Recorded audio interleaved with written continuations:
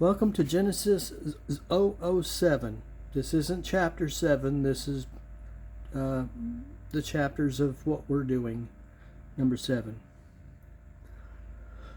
Whenever I hear a well-meaning pastor speak of what church is going to do in the Easter season, I get a lump in my throat.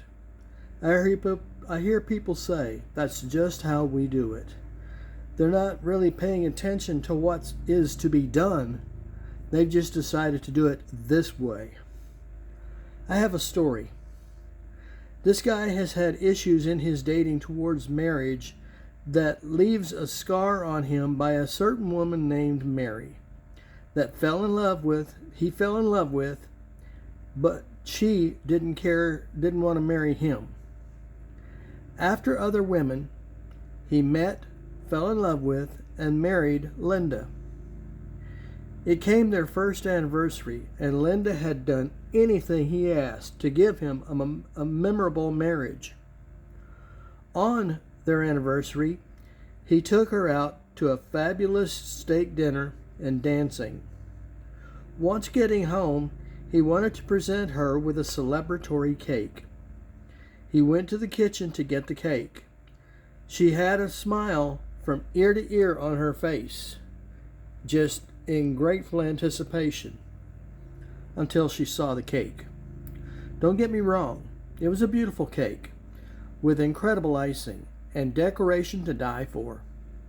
The words written on it were quite festive and carefully designed.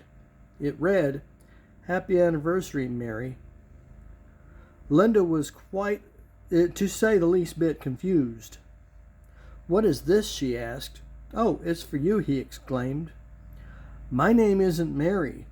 She was almost in tears. "What's in a name?" he replied.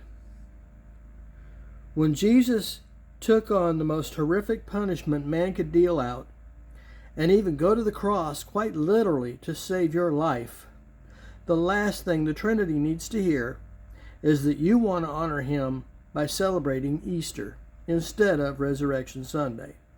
Let me explain. My story of Easter starts with Nimrod, who is the great-grandson of Noah. But I will stay within the context of the Bible so that should you want to research on your own, you would be better armed for information that is, to say the least, a bit surprising. Nimrod's wife is not in the Bible, quite possibly because of what she had done, but their son Tammuz was. Here is sort of the Easter story. Nimrod died by the hand of Shem, his uncle, for his atrocities, because Nimrod absolutely hated God. Nimrod had a wife named Semiramis.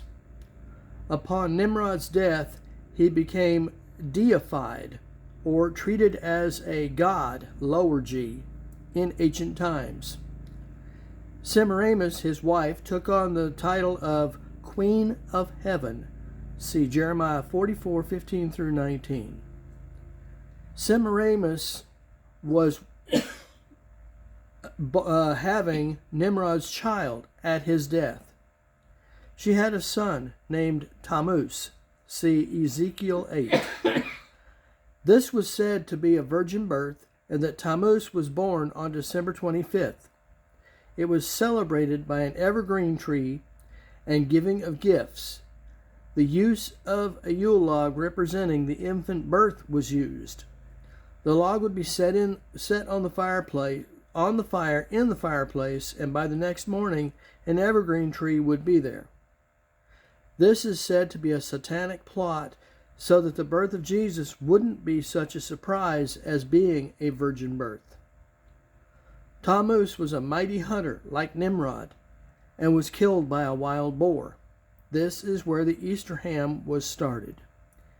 Easter was a holiday set forth by the pagans to celebrate Tammuz. Though this isn't in the Bible, Easter, Yule log, evergreen tree, gifts, and ham on Easter were pagan celebrations.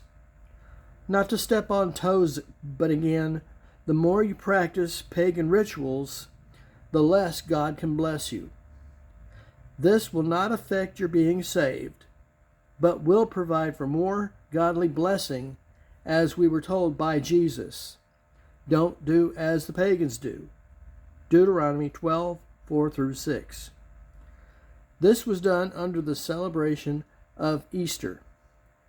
Since the egg and bunny rabbit were signs of fertility by the Babylonians, there is a pagan story behind this, but again, this is about the Bible, and nothing can be proven by the Bible. It boils down to celebrate or not. The thing is, this Easter egg and the rabbit all had to do with Semiramis. But like I said, that needs to be read in another context. I know the whole story, but I'm not going to put it here. Like I said, it boils down to celebrate or not, pagan or not, blessing or not. I choose to make my God happy with me and bestow blessings unlimited on me.